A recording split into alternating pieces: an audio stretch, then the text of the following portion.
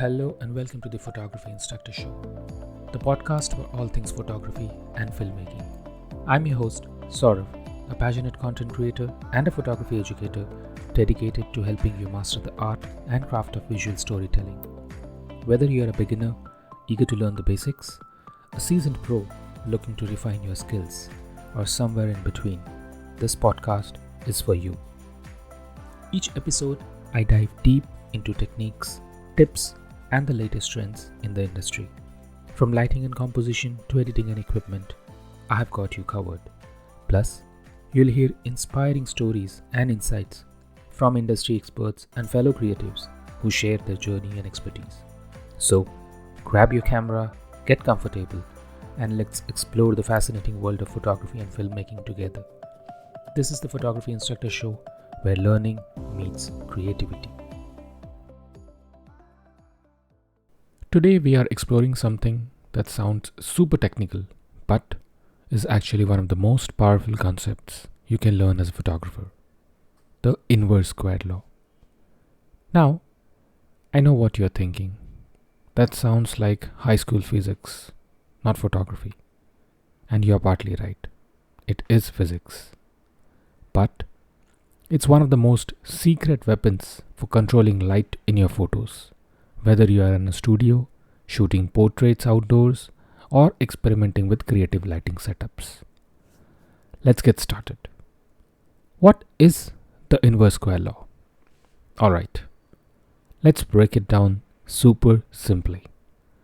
The inverse square law states that the intensity of light falls off dramatically as you move further away from the light source. In fact, the brightness is inversely proportional to the square of the distance. Hold on. Let me explain in plain English.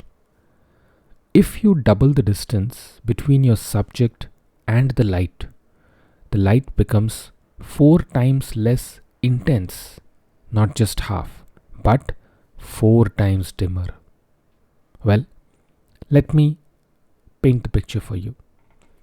Imagine holding a flashlight really close to a wall. The spot of the light is small and super bright. Now, pull the flashlight back. The spot gets bigger and much dimmer. That's the inverse square law in action. Now, why should photographers even care? Now, you might be thinking, why the hell should I care being a photographer? Okay. So why should you care about this as a photographer? Well, it helps you control 2 major things. Exposure, how bright your subject appears. Light fall off, how quickly the light fades into shadows.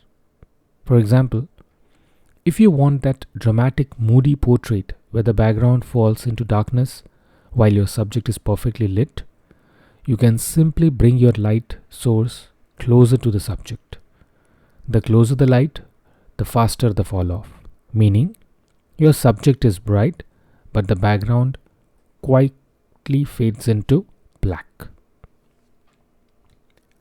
On the other hand, if you want softer, more even lighting across the whole scene, like for a group portrait or a group shot, you need to move the light farther away. That slows down the fall off and spreads the light more evenly. Practical photography tips. Here are a few quick real world tips for using the inverse square law. For portraits, move your light closer to the subject for richer contrast and separation from the background.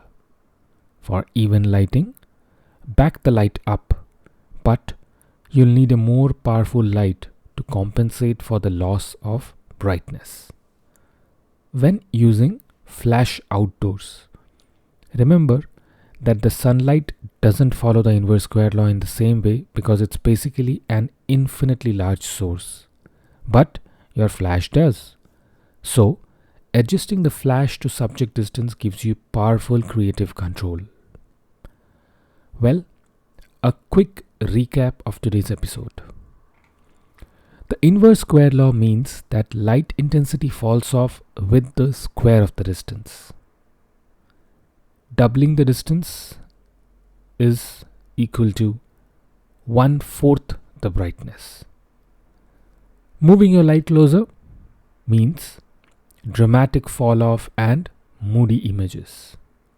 Moving it farther means even light spread. Mastering this one principle can make your lighting look way more intentional and professional, no matter what kind of photography you do. All the best. Thank you so much for tuning into this episode of the Photography Instructor Show. I hope you found it informative and inspiring. Remember, the journey of mastering photography and filmmaking is a continuous one, filled with endless possibilities and creativity. If you enjoyed today's episode, be sure to subscribe, rate, and review on your favorite podcast platform. Your feedback will help me grow and reach more inspiring photographers and filmmakers just like you. Don't forget to follow me on Instagram, Twitter, YouTube, and LinkedIn for more tips, learning, and updates on the upcoming episodes.